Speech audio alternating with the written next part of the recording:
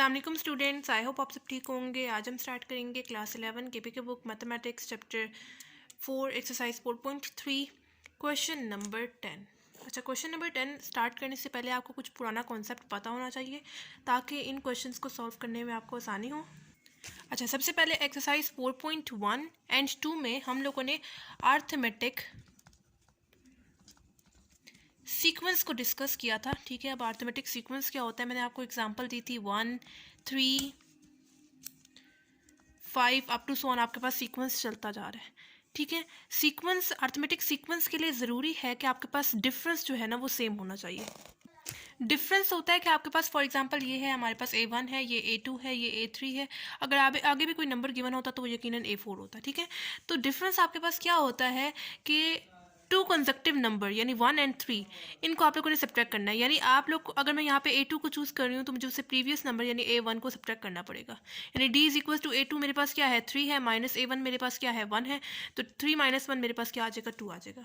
ठीक है, तो अर्थमेटिक सीक्वेंस में हमारे पास डिफरेंस जो है वो सेम होना ज़रूरी है।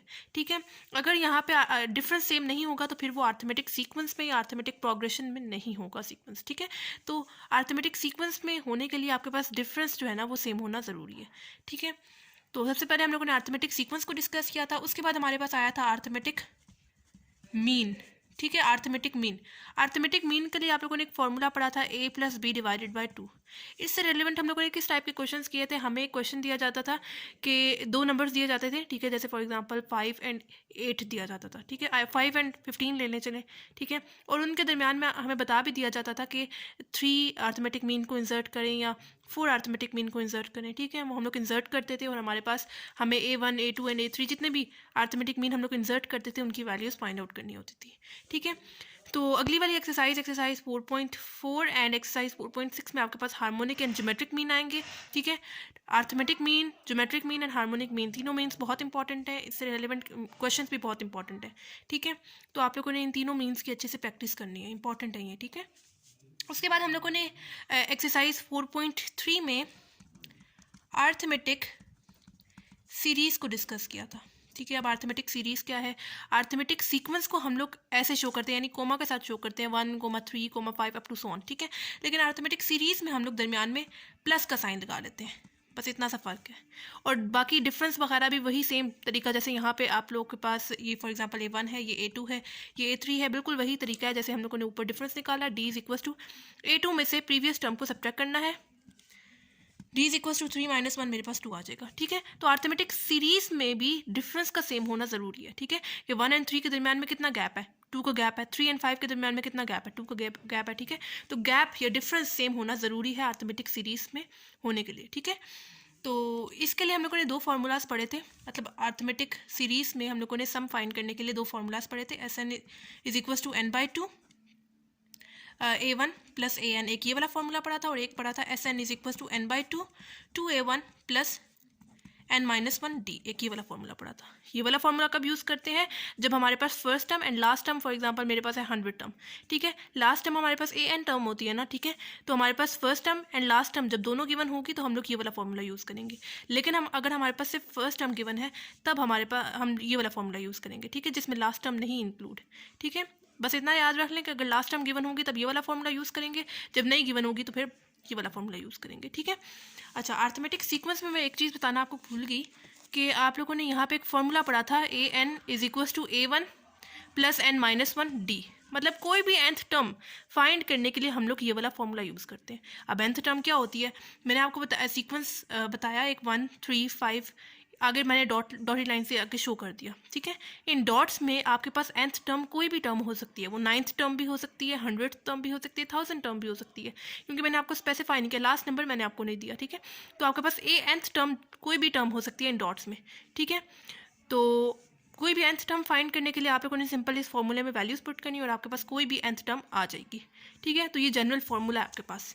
ठीक है, तो अभी तक हम लोगों ने यही चीज़ों को डिस्कस किया है। अभी हम लोग क्वेश्चन को सॉल्व करते हैं, फिर आपको मज़ीद अच्छे से समझ में आ जाएगी। ठीक है, क्वेश्चन नंबर 10 है हमारे पास, the sum of ₹1000 is distributed among 4 people so that each person after the first received ₹20 less than the proceeding person, how much does each person receive? अच्छा जी, सबसे पहले हमें क्या दिया हुआ है, सम ऑफ ₹1000, ठीक है, मतलब टोटल मनी हमें कितने दिए हुए, टोटल जो चीज़ है, टोटल मनी जो डिस्ट्रीब्यूट हुई है कितने पर्सन में, कितने पीपल में, 4 पीपल में, ठीक है। तो टोटल मनी हमारे पास कितनी है, 1000, जो कि डिस्ट्रीब्यूट हुई है कितने पर्सन में, 4 पर्सन में। अगर मेरे पास 4 पर्सन जो है, 4 पीपल जो है वो कितने हैं, A1 है, A2 है, A3 है एंड A4 में ले रही हूँ, ठीक है। मतलब 4 बंदों में डिस्ट्रीब्यूट हुए ना ₹1000, मतलब पहला बंदा मेरे पास A1 है, दूसरा A2 है, तीसरा A3 है एंड चौथा मेरे पास अगर मैं A4 लेती हूँ, ठीक है। तो फिर आगे वो बोलते हैं सो that each person after the first, पहले को छोड़ के receives ₹20 less than the proceeding person. वो बोल रहे हैं कि अगर आपके पास A1 जो है, A1 को मैं डिस्ट्रीब्यूट करती हूँ x, यानी मैंने यहाँ पे बताना है कि ये जो उनसे x है ना, ये कितनी वैल्यू है। अगर मैंने A1 को x रुपीज़ दिए हैं, ठीक है, ये अभी मैंने इसकी वैल्यू निकालनी है, ठीक है, x मैंने रुपीज़ दिए हैं, तो A2 में से मुझे उस x में से भी ₹20 सब्ट्रैक्ट करने पड़ेंगे, मुझे क्वेश्चन में ये बोला हुआ है, ठीक है। उसी तरह A3 में से मुझे इस 20 में से भी 20 सब्ट्रैक्ट करने पड़ेंगे, यानी -40 आएगा। उसी तरह A4 में से मुझे इस 40 में से भी 20 को सब्ट्रैक्ट करना पड़ेगा, यानी -60 आएगा, ठीक है। क्वेश्चन में इन्होंने पहले मुझे बताया था सम ऑफ ₹1000, मतलब टोटल मनी हमारे पास कितनी है, 1000, ठीक है। डिस्ट्रीब्यूट कितने बंदों में हुई है, 4 बंदों में, यानी A1 मैंने ले लिया, A2 ले लिया, A3 ले लिया एंड A4 ले लिया, ठीक है। फिर बोलते हैं सो that each person after the first receives, ये मैंने x आपको समझाने के लिए लिया है, ठीक है। कोई भी वेरिएबल आप लोग ले लें, समझाने के लिए मैंने आपको वेरिएबल x के साथ बताया है, ठीक है, कि अगर पहला बंदा जो है उसको x रुपीज़ मिले हैं, ठीक है, तो उससे जो नेक्स्ट बंदा आएगा यानी A2, उसमें से मुझे उस x में से 20 सब्ट्रैक्ट करने पड़ेंगे, ठीक है। ये बोला हुआ है कि सो that each person after the first में से नहीं, फर्स्ट से आगे वाले नंबर से ₹20 आप लोगों ने सब्ट्रैक्ट करने हैं, ठीक है। देन द प्रोसीडिंग पर्सन, आगे जितने भी बंदे आते रहेंगे, इसमें से 20 सब्ट्रैक्ट किया, इसमें से मजीद मैंने 20 सब्ट्रैक्ट किया, यानी पहले मैंने 20 सब्ट्रैक्ट किया, फिर इस 20 से भी मैंने 20 सब्ट्रैक्ट किया, यानी -40, फिर इस 40 से भी मैंने -20 को सब्ट्रैक्ट किया, ठीक है। इधर से मैंने -20 सब्ट्रैक्ट किया तो मेरे पास कितना आया, -40 आया।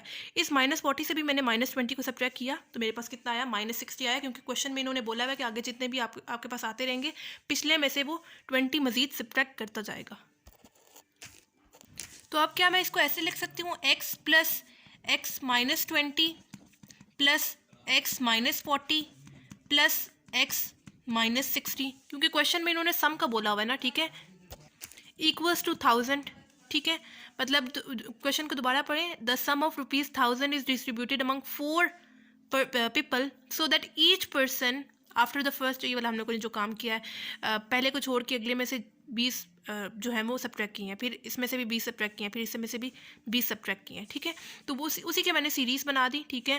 पहला वाला x, मतलब ये मेरे पास A1 है, ये A2 है, ये A3 है, ये A4 है, यानी मेरे पास पहले कैसे बना, A1 plus A2 plus A3 plus A4 is equals to 1000 बनाना, ठीक है। तो उसी A1 A2 and A3 and A4 की जगह मैंने उनकी वैल्यूज जो अभी मैंने यहाँ पे देखी है वो पुट कर दी, ठीक है। तो अब यहाँ पे मुझे क्या चीज़ फाइंड करनी है, ये वाली अमाउंट फाइंड करनी है। पहली अगर मुझे पता चल गई ना अमाउंट, तो फिर बाकी आसानी होगी मेरे लिए, क्योंकि मेरे पास पहली वैल्यू क्या है, x है ना।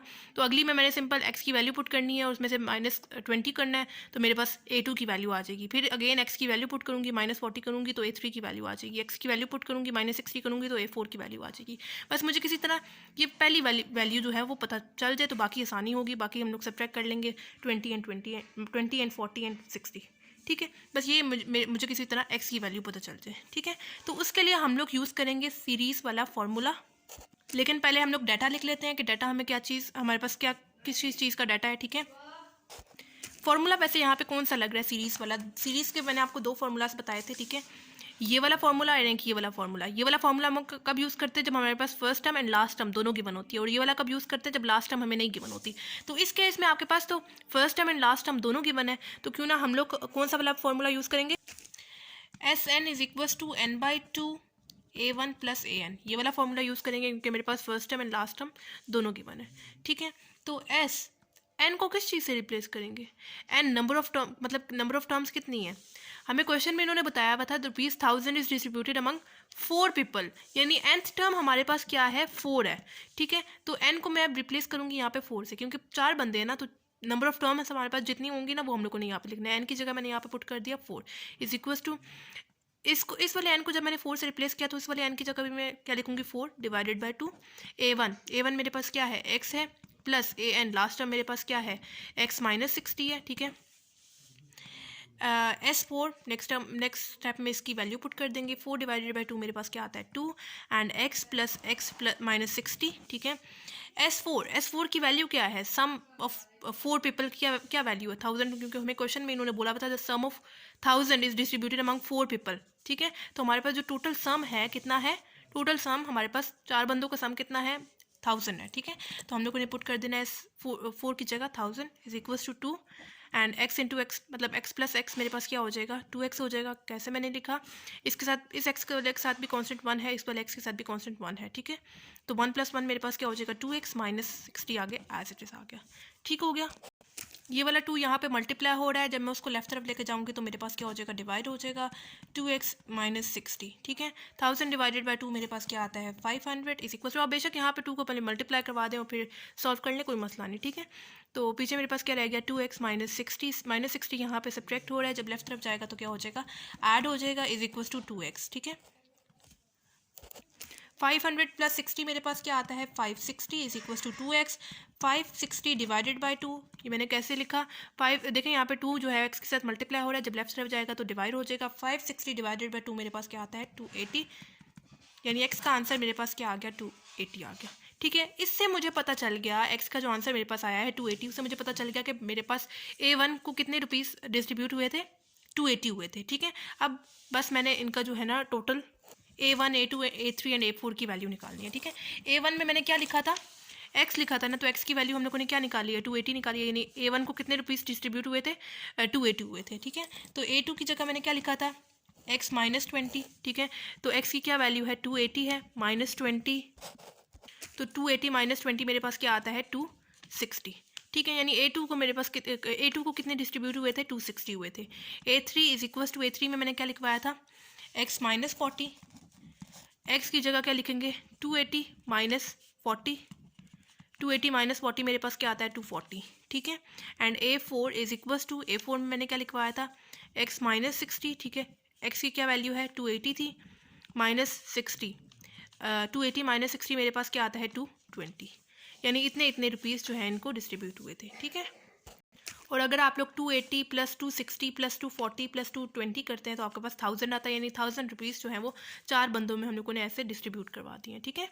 सिंपल इस क्वेश्चन में क्या किया है हम लोगों ने, इन्होंने हमें बोला हुआ था कि द सम ऑफ रुपीज़ 1000, यानी टोटल मनी हमारे पास कितनी थी 1000 थी, ठीक है। 4 बंदों में डिस्ट्रीब्यूट हुई थी। अगर मेरे पास पहला बंदा है A1, दूसरा A2, तीसरा A3 एंड चौथा मेरे पास A4 है, तो उन्होंने बोला था कि पहले को छोड़ के जो नेक्स्ट है उसमें से आपने 20 रुपीज़ कम करते जाना है। यानी अगर पहले की वैल्यू मेरे पास x है, सपोज की थी मैंने x है मेरे पास, तो दूसरी की मेरे पास उसमें से सब्ट्रैक्ट कर लेना है मैंने -20 को, ठीक है। फिर जो नेक्स्ट है उसमें से इस 20 से भी मुझे 20 को सब्ट्रैक्ट करना है, यानी -40 आएगा। फिर उन्होंने बोला था कि आगे करते जाना है आप लोगों ने, उस नंबर से 20 सब्ट्रैक्ट करते जाना है, यानी -40 से भी मैंने -20 को सब्ट्रैक्ट किया तो -60 आ गया, ठीक है। फिर मैंने उनका सम सीरीज़ बनाई, ठीक है। सीरीज़ बनाते हुए मैंने इक्वल लिख दिया उसको 1000 के, जैसा कि क्वेश्चन में इन्होंने बताया हुआ था, ठीक है। पहले मेरे पास ऐसे कुछ बना था A1 plus A2 plus A3 plus A4 is equal to 1000, जो सम टोटल सम है, टोटल मनी है, ठीक है। तो फिर मैंने जो इनकी वैल्यूज़ थी A1 की A2 A3 A4 की उनकी वैल्यूज़ लिख दी, ठीक है। फिर मैंने देखा कि यहाँ पे कौन सा वाला सीरीज़ का फॉर्मूला लग सकता है, ठीक है। तो जो जिसमें मेरे पास first term and last term दोनों गिवन होती है, तब हम लोग ये वाला फॉर्मूला यूज़ करते हैं। फॉर्मूला में सिंपल वैल्यूज़ पुट की, वैल्यूज़ पुट करने के बाद मेरे पास x की क्या वैल्यू आ गई 280 आ गई। सिंपल जो है मैंने जो चीज़ यहाँ पर मैंने लिखी थी x minus 20 x minus 40 x minus 60, उसमें मैंने x की वैल्यू पुट की और मेरे पास 4 बंदों में जितने मनी मतलब कि सब डिवाइड हुई थी 1000 रुपीज़ जो डिवाइड हुए थे 4 बंदों में, वो उनकी मेरे पास आ गई वैल्यूज़ के A1 280, A2 260, A3 240 and A4 220, ठीक हो गया। अच्छा, क्वेश्चन नंबर 11 है the distance which an object drop from a cliff will fall 16 feet the first second, 48 feet the next second, 80 feet the third second and so on. What is the total distance the object will fall in 6 second? यानी हमारे पास जो first second है उसमें वो कितना feet नीचे आया 48, फिर पहले 16, फिर फर्स्ट सेकंड में, ठीक है, फिर 48 सेकंड नेक्स्ट सेकंड में, फिर 80 थर्ड सेकंड में, एंड सो ऑन आगे चलते जा रहे हैं, ठीक है। यानी ये मेरे पास A1, ये A2, ये मेरे पास A3। फिर उसी तरह बोल रहे हैं कि what is the total distance the object will fall in 6 second, यानी मेरे पास 6 सेकेंड में वो कितना नीचे आता है, ठीक है। तो पहले हम लोग सीरीज़ बना लेते हैं। पहले सेकंड में वो कितना आया था 16, फिर उसके बाद कितना आया 48, फिर उसके बाद कितना आया 80 आया, and up to so on चलते जा रहे हैं। कहाँ तक हमें फाइंड करना है कि A6 पे वो कितना आके गिरा है, ठीक है। तो ये मेरे पास क्या है A1 है, ये मेरे पास है A2, ये मेरे पास है A3। अब यहाँ पे चूंकि सीरीज़ है तो हम लोगों ने सीरीज़ वाला फॉर्मूला यूज़ करना है। सीरीज़ वाला आप लोगों ने 2 फार्मूलाज पढ़े थे, ठीक है। ये वाला फॉर्मूला हम लोग कब यूज़ करते हैं, जब हमारे पास first term and last term दोनों गिवन होती है, और ये वाला कब यूज़ करते हैं, जब सिर्फ फर्स्ट टर्म गिवन होती है। तो इस केस में हमारे पास सिर्फ फर्स्ट टर्म गिवन है, लास्ट टर्म हमें नहीं given.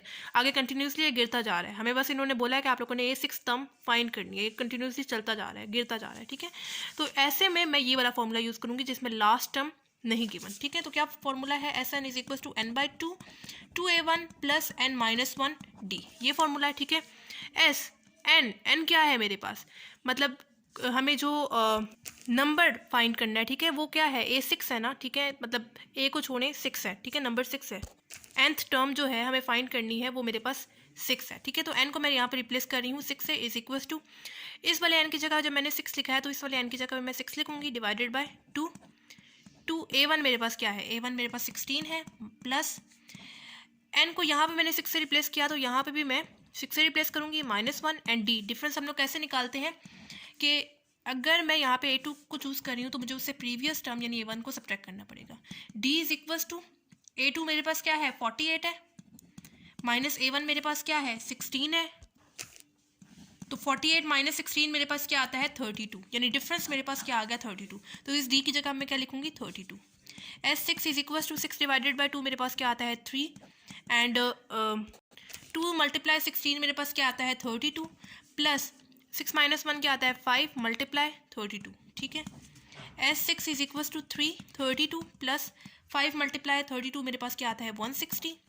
S6 is equals to 3 32 plus 160 मेरे पास क्या आता है 192, ठीक है। S6 is equals to 3 multiply 192 मेरे पास क्या आता है 576, ठीक है। यानी मेरे पास कितना आंसर आ गया उसका 576। यानी इस क्वेश्चन में हम लोगों ने सिंपल क्या किया है कि इन्होंने बोला हुआ था कि ऑब्जेक्ट पहले सेकंड में कितना नीचे आके गिरा था 16 फीट, फिर दूसरे में 48, फिर तीसरे में 80, फिर अप टू सो ऑन वो आगे चलता जा रहा है। हमें सिर्फ फाइंड करना है कि वो 6 सेकंड में कितना आके नीचे गिरा था, ठीक है। तो ऐसे में मैंने चूँकि यहाँ पे कंटिन्यूसली चलता जा रहा है, सीरीज़ बनी थी यहाँ पे, ठीक है, 16 पहले में, फिर 48 दूसरे में, फिर 80 तीसरे में, ठीक है। हमें यहाँ पे फाइंड करना है 6 सेकंड में वो कितना आके नीचे गिरा था। चूँकि यहाँ पे सीरीज़ बना रहा था इस वजह से मैंने यहाँ पे सीरीज़ का फॉर्मूला देखा। यहाँ पे मुझे चूँकि लास्ट टर्म नहीं गिवन इस वजह से मैंने वो वाला फॉर्मूला यूज़ किया जिसमें लास्ट टर्म नहीं इंक्लूड, ठीक है। तो ऐसे में मैंने सिंपल फॉर्मूले में वैल्यू पुट की। यहाँ पे n को मैंने n की जगह क्या लिखा, जो चीज़ मुझे फाइंड करनी है, क्या चीज़ फाइंड करनी है 6 सेकंड में वो कितना नीचे गिरा था ना, तो n को मैंने रिप्लेस किया 6 से। आगे सिंपल आप लोगों ने d की वैल्यू निकाली, A2 में से A1 सब्ट्रैक्ट किया, 48 माइनस 16 मेरे पास 32 आया। वैल्यूज पुट करते हुए मेरे पास सिंपल S6 का आंसर क्या आ गया 576।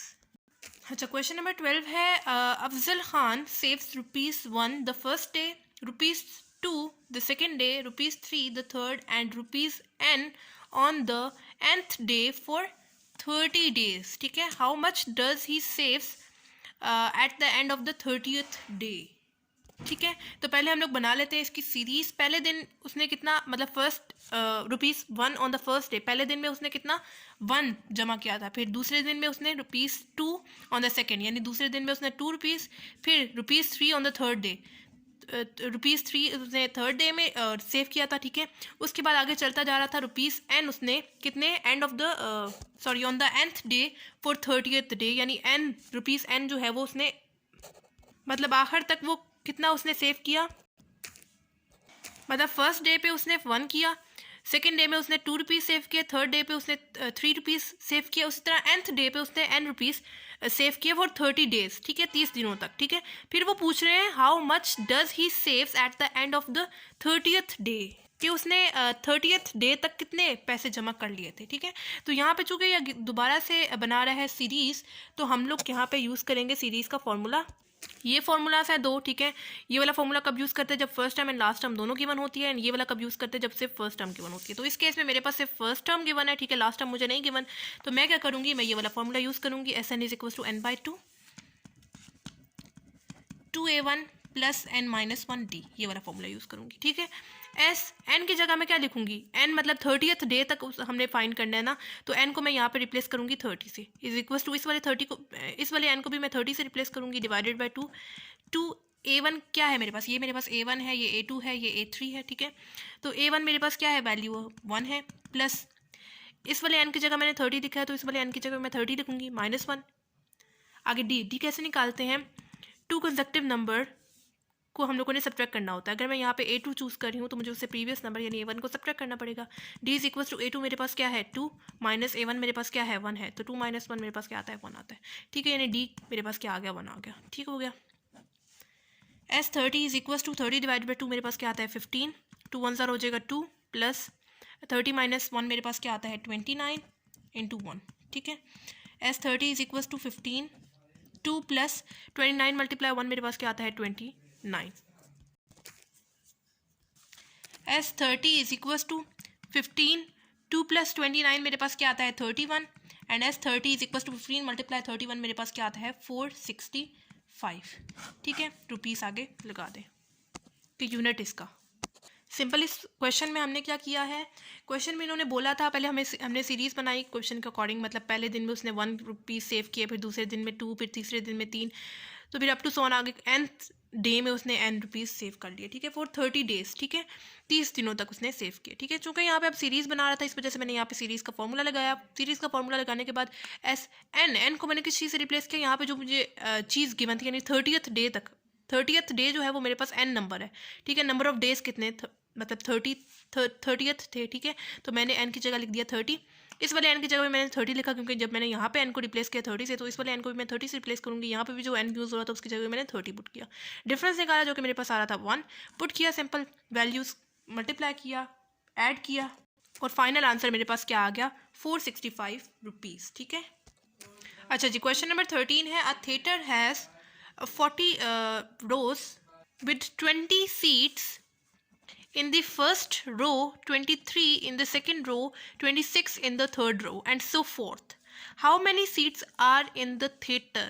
ठीक है, यहाँ पे भी ये भी हमारे पास सीरीज बना रहे हैं। देखें, उन्होंने बोला कि टोटल आपके पास 40 रोज है, ठीक है। पहले रो में आपके पास 20 सीट्स हैं, फिर 23, फिर 26 एंड अप टू सोन आगे चलते जा रहे हैं, ठीक है। मतलब पहले में मेरे पास 20 है, फिर मेरे पास सेकंड रो में 23 है, फिर थर्ड रो में मेरे पास कितना है 26 है, एंड अप टू सोन ही चलती जा रही हैं। उन्होंने बोला है कि आपने फाइंड करना है कि number of rows, number of seats कितनी है, ठीक है। How many seats are in the theatre, ठीक है। तो हमें यहाँ पे seats, number of seats find करनी है, ठीक है। तो हम यहाँ पे चूँकि दोबारा से अब ये सम बना रहे हैं, मतलब ऐड हो रही है, सीरीज़ बना रही हैं, तो अब हम लोगों ने यहाँ पे देखना है कि सीरीज़ का कौन सा फॉर्मूला लगेगा। यहाँ पे चूँकि हमारे पास लास्ट टर्म नहीं गिवन, इस वजह से मैं यहाँ पे ये वाला फॉर्मूला यूज़ करूँगी, ठीक है। क्या फॉर्मूला है, SN is equal to n/2 2a1 plus n-1 d, ठीक है। n को मैं किस चीज़ से रिप्लेस करूँगी, मतलब नंबर ऑफ रोज हमारे पास कितनी थी 40 थी ना, तो n को मैं रिप्लेस करूँ यहाँ पे 40 से, इज इक्वल टू जब यहाँ पे n को रिप्लेस किया 40 से, तो इस वाले n की जगह मैं 40 लिखूँगी, डिवाइडेड बाई 2 a1 की जगह मैं क्या लिखूँगी 20 लिखूँगी, प्लस n को जहाँ पे 40 से रिप्लेस किया था तो यहाँ पे भी n को 40 से रिप्लेस करेंगे, -1 d। डिफरेंस कैसे निकालेंगे, ये मेरे पास है a1, ये मेरे पास है a2, ये a3 है। डिफरेंस हम लोग कैसे निकालते हैं कि a2 में से a1 को, यानी a2 में से प्रीवियस टर्म को सब्ट्रैक्ट करना पड़ता है। d is equal to a2 मेरे पास क्या है 23 है, माइनस a1 मेरे पास क्या है 20 है, तो d is equal to 23 minus 20 मेरे पास क्या आता है 3 आता है, ठीक है। यानी डिफरेंस मेरे पास क्या आ गया 3 आ गया, ठीक हो गया। इस d की जगह मैं यहाँ पे लिख रही हूँ 3। S40 is equal to 40 divided by 2 मेरे पास क्या आता है 20, 2 मल्टीप्लाई 20 मेरे पास क्या होता है 40, प्लस 40 माइनस 1 मेरे पास क्या आता है 39 एंड आगे वाला 3। S40 is equal to 20, 40 plus 39 multiply 3 117, ठीक है। S40 is equal to 20, 40 plus 117 मेरे पास क्या आता है 157।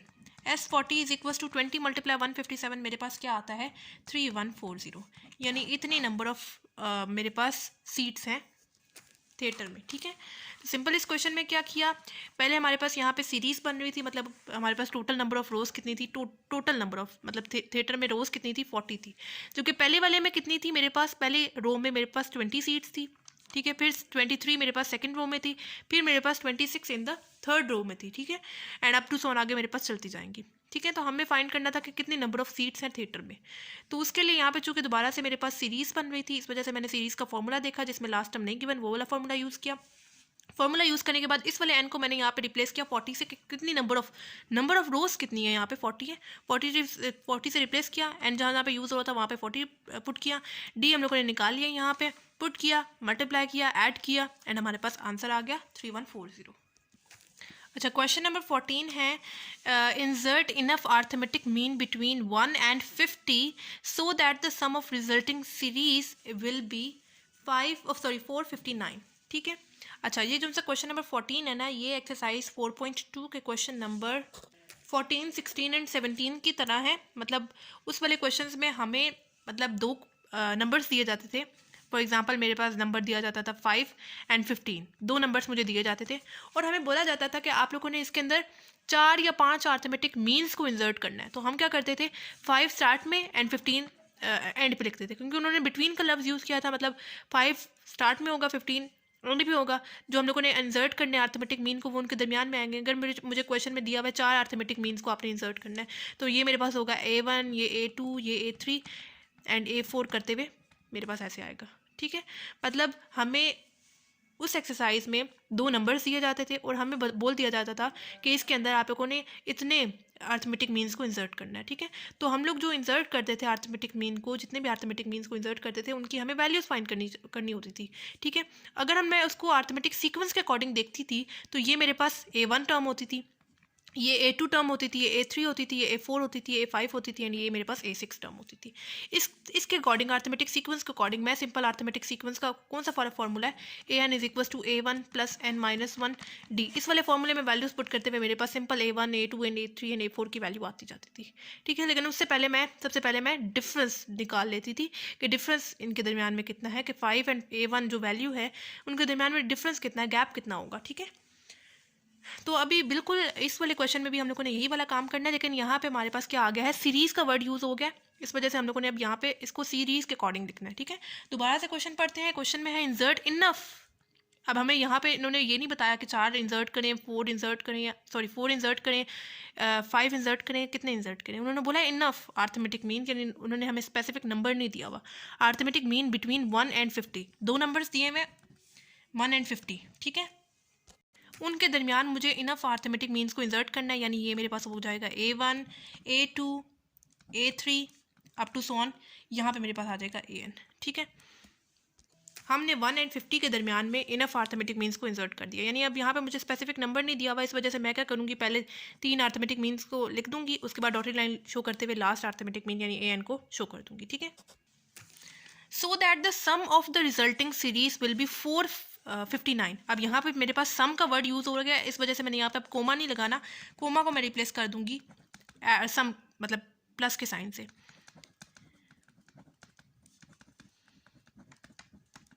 ऐसे, ठीक है, so that the sum of resulting series, ठीक है, रिजल्टिंग सीरीज विल बी 459। ठीक है, किसके इक्वल होंगे ये, 459 के इक्वल। ठीक है, क्या किया मैंने, क्वेश्चन में इन्होंने बोला हुआ था कि 1 and 50 के दरमियान में आप लोगों ने इनफ अर्थमेटिक मीन्स को इंसर्ट कर दिया, हमने इंसर्ट कर दिया। फिर उन्होंने आगे बोला था सो दैट द सम, अब सम का वर्ड यूज़ हो गया, इस वजह से मैंने कोमा को रिप्लेस कर दिया प्लस के साइन से। ठीक है, क्योंकि अब यहाँ पे सीरीज यूज़ होंगी। So that the sum of the resulting series, अब ये पूरा मेरे पास सीरीज बना रहा है। विल बी मतलब किसके इक्वल होगा, 459 के। ठीक है, तो क्वेश्चन में हमें वैल्यू दी हुई है।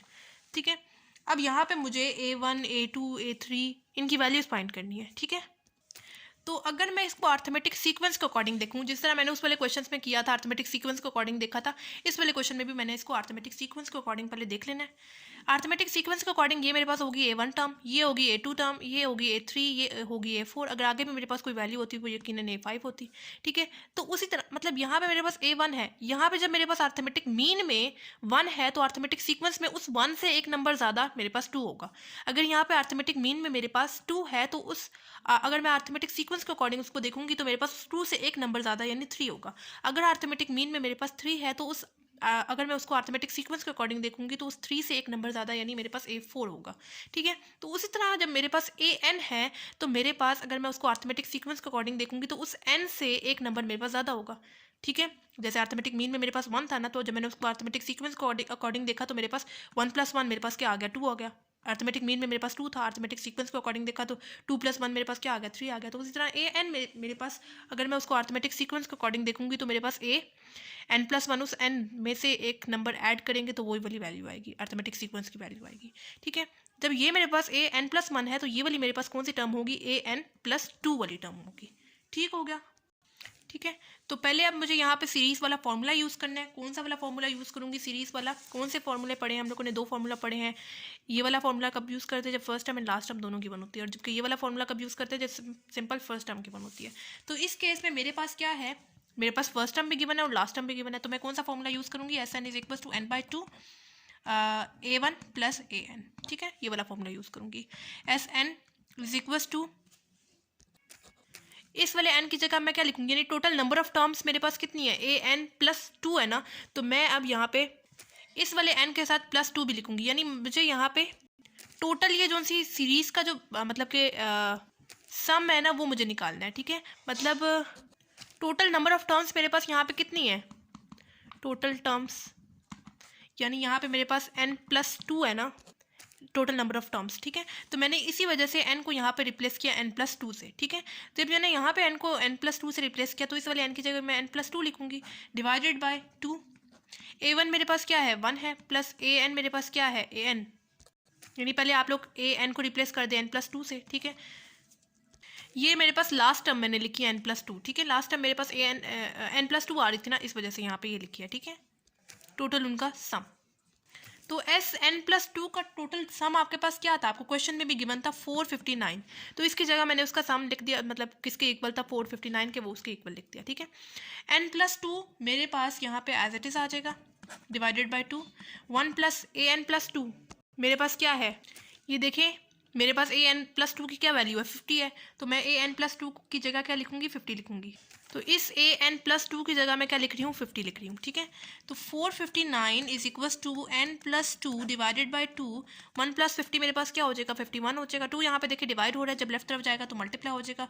459 × 2 = n + 2 51, ठीक है।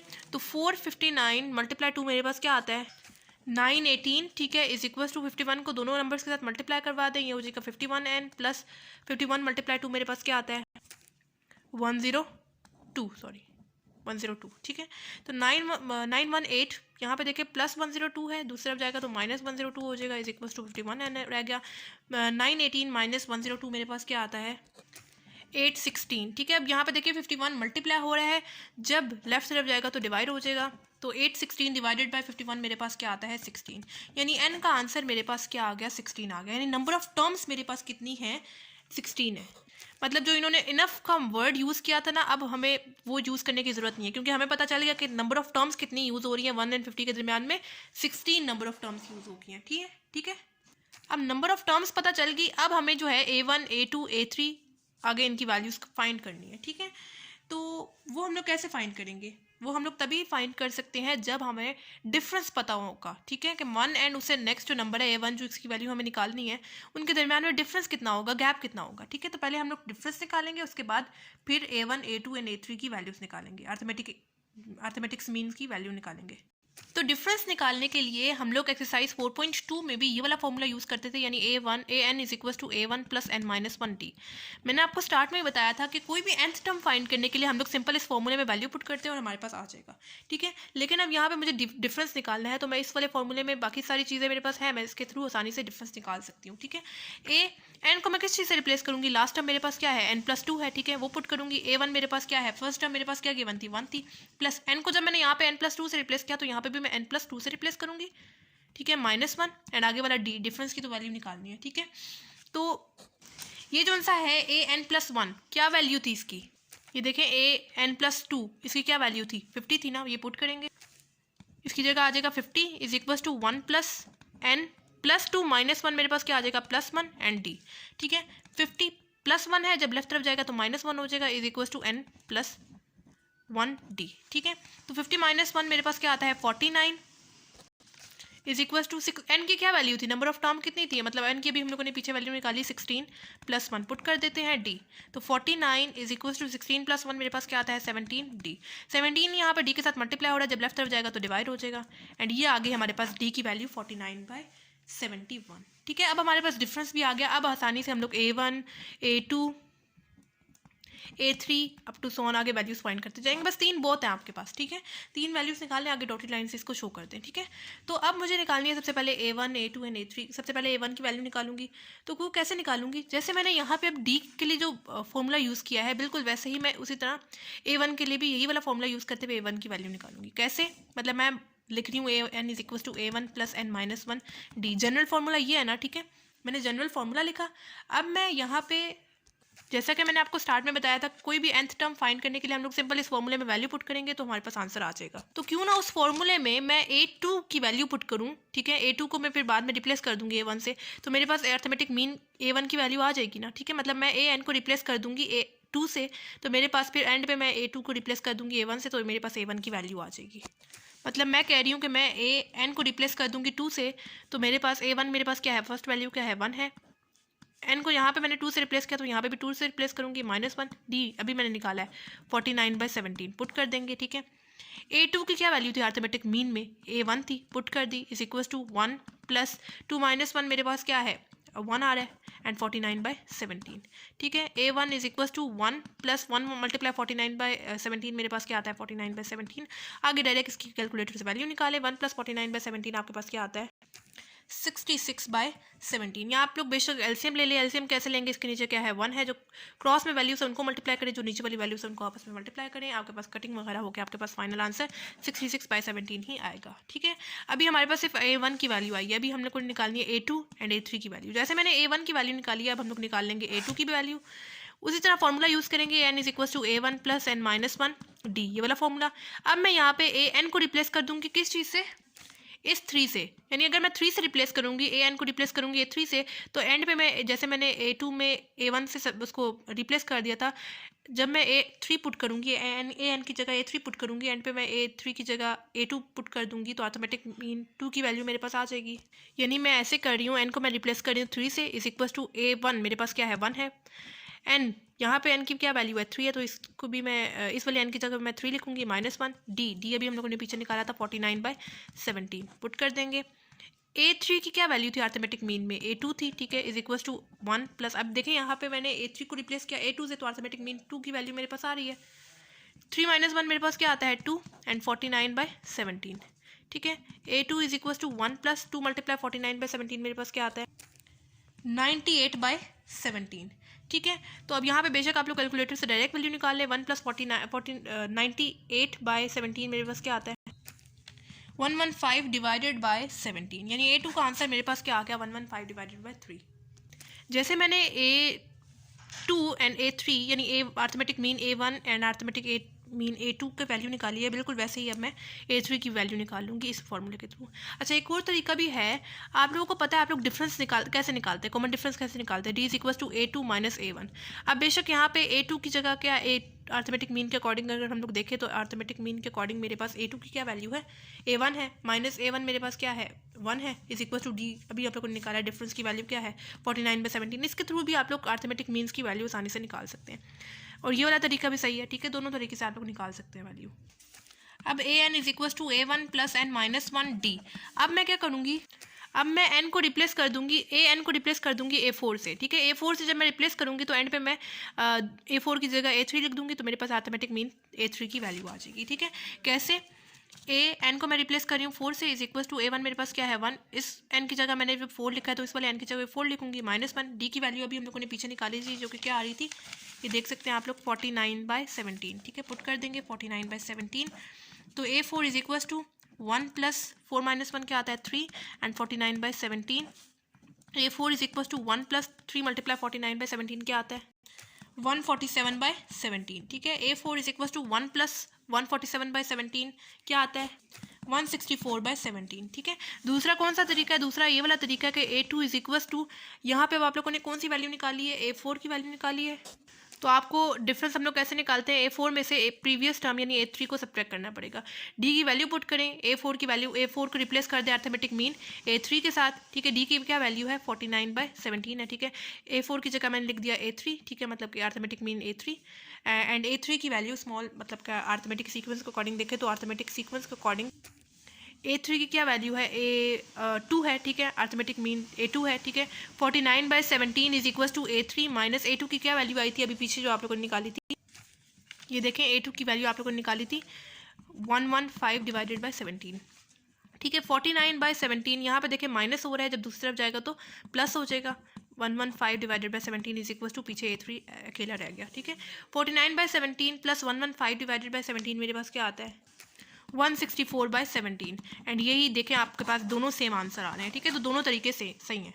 सिंपल इस क्वेश्चन में क्या किया, इस क्वेश्चन में इन्होंने बोला हुआ था कि insert enough arithmetic mean between 1 and 50 so that the sum of the resulting series will be 459। ठीक है, अच्छा इन्होंने बोला था दो नंबर्स आपको दिए हैं 1 and 50, उसके दरमियान में आप लोगों ने इनफ अर्थमेटिक मीन्स को इंसर्ट करना है। हम लोगों ने 1 से लेकर 1 2 3 किया, आगे डॉटेड लाइन शो करते हुए लास्ट एन को लिख दिया। ठीक है, अब यहाँ पे चूंकि सम का वर्ड यूज़ हो रहा था इस वजह से मैंने कोमा को रिप्लेस कर दिया प्लस से। ठीक है, तो यहाँ पे फिर उन्होंने बोला था कि उनका जो सम है, जो पूरी सीरीज, ये चूँकि पूरी सीरीज बना रही हैं, उनका किस चीज़ के इक्वल है विल बी 459 का वर्ड यूज़ हो रहा था, यानी इज इक्वल टू किसके है 459। फिर मुझे यहाँ पे पहले फाइंड करनी थी कि जो मैंने इन्होंने इनफ का वर्ड यूज़ किया है कितने नंबर ऑफ अर्थमेटिक मीन्स को हमने इंसर्ट करना है। पहले नंबर ऑफ टर्म्स हमें निकालनी है। ठीक है, तो नंबर ऑफ टर्म्स निकालने के लिए मैंने सबसे पहले सीरीज का फॉर्मूला यूज़ किया। कौन सा फॉर्मूला यूज़ किया, जिसमें हमारे पास first term and last term दोनों होती है। ठीक है, एन को मैंने रिप्लेस कर दिया n+2 से। ठीक है, अब फिर जहाँ पे आगे एन यूज़ हो रहा था उसकी जगह n+2 लिखा। ठीक है, n+2 मतलब टोटल उनका सम कितना था 459 लिख दिया। ठीक है, n+2 आ गया एज इट इज़। n+2 इसकी क्या वैल्यू थी, ये देखें पीछे, ये देखें an+2 इसकी जगह मैंने क्या लिखा है 50 लिखा है ना, तो an+2 को रिप्लेस कर देंगे 50 से। 50 यहाँ पे पुट किया, आगे सिंपल ऐड किया, मल्टीप्लाई किया, मेरे पास n की क्या वैल्यू आ गई 16 आ गई। यानी टोटल नंबर ऑफ टर्म्स मेरे पास कितनी थी पीछे 16 थी। कितने अर्थमेटिक मीन उन्होंने इंसर्ट किए हैं 16 अर्थमेटिक मीन्स को इंसर्ट किया। ठीक है, फिर मुझे यहाँ पे निकालनी थी किसकी वैल्यू, ये A1 A2 A3 की वैल्यूज़ निकालनी थी। ठीक है, तो वो मैं कैसे निकाल पाऊंगी जब मुझे इनका डिफरेंस पता होगा। ठीक है, कि 1 and A1 जो मुझे उनकी वैल्यू निकालनी है उनके दरमियान में कितना गैप है, कितना डिफरेंस है। ठीक है, तो पहले मैं डिफरेंस निकालूंगी तभी मैं इनको सॉल्व कर सकूंगी, A1 A2 एंड A3 की वैल्यू निकाल सकूंगी। तो डिफरेंस निकालने के लिए मैंने ये वाला फॉर्मूला यूज़ किया, AN is equal to A1 + n-1D। ये वाला फॉर्मूला हम लोग वैसे यूज़ करते हैं कोई भी nth टर्म निकालने के लिए, लेकिन मैंने यहाँ पे सबसे पहले यूज़ किया D मतलब कॉमन डिफरेंस निकालने के लिए। ठीक है, तो कॉमन डिफरेंस मैंने ऐसे निकाला कि n को मैंने सबसे पहले रिप्लेस कर दिया। लास्ट टाइम मेरे पास क्या थी n+2 थी ना, तो n+2 की क्या वैल्यू थी 50 थी, पुट की, आगे यहाँ पे सिंपल कैलकुलेशन की, डी आ गया मेरे पास 49/17। ठीक है, तो फिर मैंने आपको बताया यहाँ पे दो तरीके हैं A1 A2 एंड A3, बस 3 वैल्यूज़ निकाल लें, बाकी आगे डॉटेड लाइन से शो कर दे कि जैसे हम लोगों ने 3 निकालनी है, आगे भी जो 16 वैल्यूज़ हैं वो ऐसे ही निकलेंगी। ठीक है, तो मैंने आपको दो तरीके बताए कैसे आप लोग A1 A2 एंड A3 की वैल्यू निकाल सकते हैं। एक तरीका है D is equal to A2 में से प्रीवियस टर्म को सब्ट्रैक्ट करेंगे। A2 अर्थमेटिक मीन के अकॉर्डिंग क्या है A1 है, A1 की वैल्यू पुट की 1 आ गई, D डिफरेंस अभी आप लोगों ने निकाला 49/17, आगे सिंपल कैलकुलेशन करनी है। और दूसरा तरीका है कि यही वाला फॉर्मूला यूज़ करें, AN is equal to A1 + n-1D। n को रिप्लेस कर दे जो भी, मतलब कि आपके पास अर्थमेटिक सीक्वेंस में जो नंबर है 2, फिर एंड पे आप लोगों ने अर्थमेटिक सीक्वेंस को अर्थमेटिक मीन में जो नंबर है A1 उससे रिप्लेस कर दे। ठीक है, तो n को यहाँ पे जब 2 से रिप्लेस किया तो यहाँ पे भी n को जगह 2 पुट करेंगे, आगे सिंपल कैलकुलेशन करते हुए मेरे पास A1 की क्या वैल्यू आ गई 66/17। जैसे मैंने A1 अर्थमेटिक मीन A1 की वैल्यू निकाली है, अब अर्थमेटिक मीन A2 की वैल्यू निकालनी है। वही वाला फॉर्मूला यूज़ किया, AN is equal to A1 + n-1D। n को मैंने यहाँ पे रिप्लेस किया अर्थमेटिक सीक्वेंस के अकॉर्डिंग 3 से। n को यहाँ पे जब मैंने 3 से रिप्लेस किया तो इस वाले n की जगह मैं 3 लिखूंगी। अर्थमेटिक सीक्वेंस में मेरे पास A3 स्मॉल a3 था, तो अर्थमेटिक मीन में मेरे पास कैपिटल A2 आ गया। ठीक है, आगे सिंपल कैलकुलेशन करते हुए मेरे पास A2 अर्थमेटिक मीन 2 की क्या वैल्यू आ गई 115/17।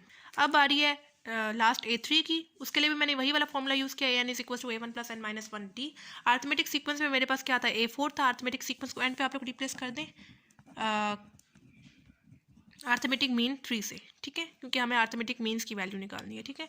तो सिंपल हमने क्या किया, अर्थमेटिक सीक्वेंस में मेरे पास A4 नंबर यूज़ हो रहा था, एन को यहाँ पे भी रिप्लेस किया 4 से, ठीक है। आगे सिंपल कैलकुलेशन करते हुए मेरे पास आ गया A4। अर्थमेटिक सीक्वेंस में मेरे पास स्मॉल A4 का क्या आंसर आ गया, 164 डिवाइडेड बाय 13, लेकिन A4 को मैंने रिप्लेस कर दिया अर्थमेटिक मीन A3 से, कैपिटल A3 से, जो कि मेरे पास क्या आ गया 164/17।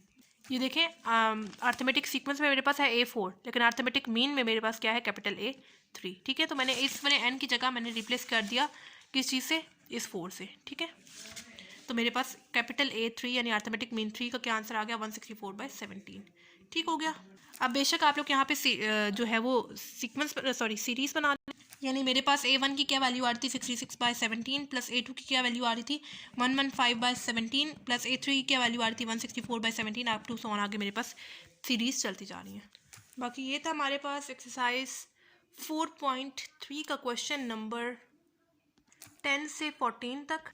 बाकी अगर आपको किसी भी क्वेश्चन से रिलेटेड कोई प्रॉब्लम हो तो आप लोग मुझसे कमेंट बॉक्स में पूछ सकते हैं। इसके अलावा आप लोगों ने मुझे ये भी बताना है कि आपको मेरी वीडियोस कैसी लग रही हैं, क्या ये हेल्पफुल है या नहीं है, और आपने मेरे चैनल को सब्सक्राइब भी करना है ताकि मेरी सारी वीडियोस आपके तक टाइमली पहुंच जाएँ, और अपने फ्रेंड्स वगैरह के साथ भी शेयर करें ताकि उनका भी फ़ायदा हो जाए। तो मिलते हैं नेक्स्ट वीडियो में, तब तक के लिए अल्लाह हाफिज़।